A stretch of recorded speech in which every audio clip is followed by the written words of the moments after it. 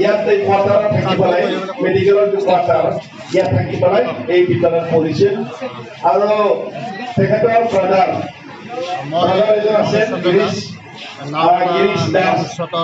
গিৰীশ দাস ডাঙৰীয়াও ইয়াতে পঢ়িছিলে আমাৰ চক্ৰধৰ কোঁৱৰ আছে টিচাৰীয়া ইয়াৰ ক্লাছমেট আৰু আমাৰ ৰমেশ দাস ডাঙৰীয়া তেখেতে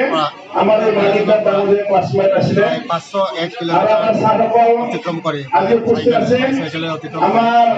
বৰগ্ৰাম কলিতা ছাৰ আমাৰ ভাইচ প্ৰিন্সিপাল আছিলে তেখেতে টিউচন কৰিছিল আৰু আমাৰ উপদেষ্টা ছাৰ তেখেতে মানে টিউচন কৰিছিল না পঢ়াইছিল আৰু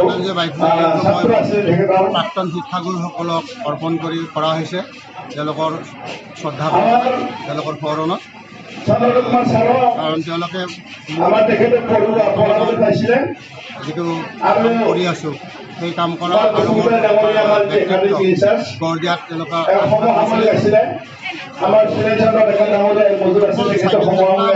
কাৰণে কৰা নাই মই খুব গুৰুত্বপূৰ্ণ বাৰ্তা লৈ আহিছোঁ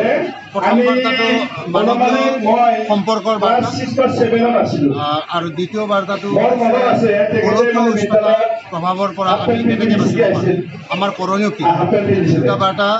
লৈ আহিছোঁ আৰু এই দুটা বাৰ্তাৰে মই বৰ্তমানৰ ছাত্ৰ ছাত্ৰীসকলক দিব বিচাৰিছোঁ যাতে এই বাৰ্তাটো তেওঁলোকে গ্ৰহণ কৰি পৃথিৱী কাৰণে ধন্যবাদ মোৰ শ্ৰদ্ধাঞ্জলি বাইচাইকেল যাত্ৰা মই যিমানখিনি কৰিছিলোঁ আটাইখিনিতে মই যাম ইয়াৰ পৰৱৰ্তী যাত্ৰা হ'ব বজালী অঞ্চলত থকা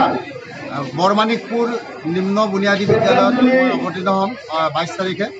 তাৰপিছত 23 তাৰিখে মই নলবাৰী মহাবিদ্যালয়ত অৱতীৰ্ণ হ'ম তাৰপিছত মই অসম অভিযান্ত্ৰিক মহাবিদ্যালয়ত